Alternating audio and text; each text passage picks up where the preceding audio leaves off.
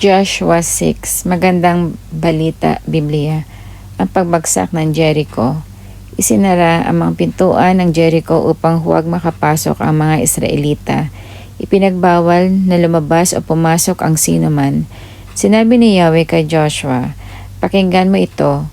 Ibinigay ko na sa iyong mga kamay ang Jericho upang sakupin ito at gapiin ang kanyang hari at magigiting na kawal.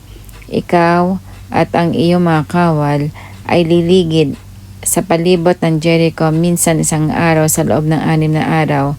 Paunahin mo sa kaba ng tipan ang 7 paring may dalang mga trompeta na yari sa sungay.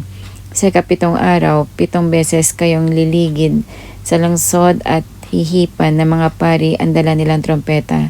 Pagkarinig ninyo ng isang malakas at mahabang tunog ng tambuli, lahat kayo'y ubad lakas na sisigaw. Sa sandaling iyon, babagsak ang mga pader ng lungsod at walang sagabal na makakapasok doon ang lahat." Kaya tinawag ni Joshua ang mga pari ng Israel at sinabi sa kanila, "Dalhin ninyo ang kaba ng tipan ni Yahweh. Mauuna ang 7 paring may dala mga trompeta." At sinabi naman niya sa mga taong bayan, "Lumakad na kayo, lumigid kayo sa lungsod, at paunahin ninyo sa kaba ng tipan ni Yahweh ang mga sandatahang lalaki." Tulad na sinabi ni Joshua, lumakad nga sa unahan ng kaba ng tipan ang 7 paring may dalang trompeta, at habang lumalakad ay nihihipan nila ang mga ito. Nauuna sa mga pari ang unang hanay ng mga kawal. Kasunod naman ng kaba ng tipan ang mga kawal na nasa panghuling hanay. Samantala, walang tigil ang tunog ng mga trompeta. Ngunit sinabi ni Joshua sa mga tao, "Huwag kayong sisigaw o magsasalita man hanggang hindi ko kayo binibigyan ng hudyat." Sa utos nga ni Joshua, iniligid nilang minsan sa lungsod ang kaba ng tipan ni Yahweh. Pagkatapos bumalik sila sa kampo at doon sila nagpalipas ng gabi. Kinabukasan maagang bumangon si Joshua, binuhat ng mga pari ang kaba ng tipan ni Yahweh, at muling nauna rito ang 7 pari na walang tigil sa pag-ihip ng dala nilang trompeta.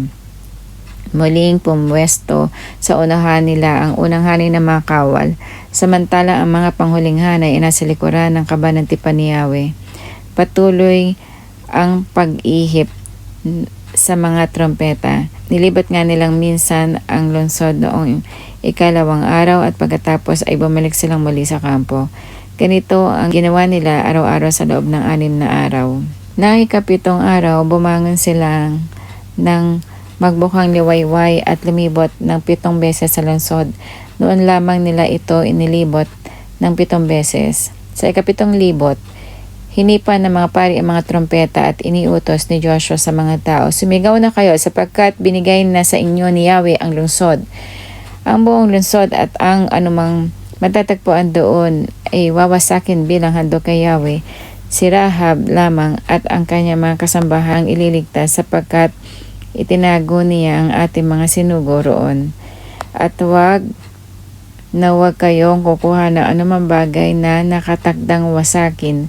Kapag kumuha kayo ng anuman, kayo ang magiging sanhi ng pagkapahamak ng buong Israel. Ngunit ang lahat ng bagay na yari sa ginto, pilak, tanso o bakal ay nakalaan para kay Yahweh at dapat ilagay sa kabang yaman ni Yahweh." Kaya't hinipan nga ng mga pari ang mga trompeta at nagsigawan ng napakalakas ang mga tao nang marinig iyon. Bumagsak ang mga pader ng lungsod at sumalakay sila. Nakapasok sila ng walang sagabal at nasakop nila ang lungsod. Pinatay nila ang lahat ng tao sa lungsod, lalaki at babae, matanda't bata at pati ang mga asno, baka at tupa. Sinabi ni Joshua sa 2 espiya na isinugo niya noon, "Pumunta kayo sa bahay ng babaeng inyong tinuluyan, ilabas ninyo siya at ang buo niyang angkan ayon sa inyong pangako sa kanya." Pumunta nga sila at inilabas si Rahab, ang kanyang ama't ina, mga kapatid at mga alipin. Inilabas din nila pati ang kanyang mga kamag-anak at nilang lahat sa kampo ng Israel. Pagkatapos ay sinugod nila ang lungsod at tinupok ang lahat ng bagay na naroon liban sa mga yari sa ginto, pilak, tanso o bakal. Ang mga ito ay nilagay nila sa kabangyaman ni Yahweh. Si Rahab na isang babaeng nagbebenta ng panandaliang aliw ay iniligtas ni Joshua, pati ang buong angkan nito, sapagkat itinago nito ang mga lalaking isinugo upang lihim na magmanman sa Jericho. Ang mga naging anak at sumunod na salinlahi ni Rahab ay nanirahan sa Israel hanggang sa araw na ito.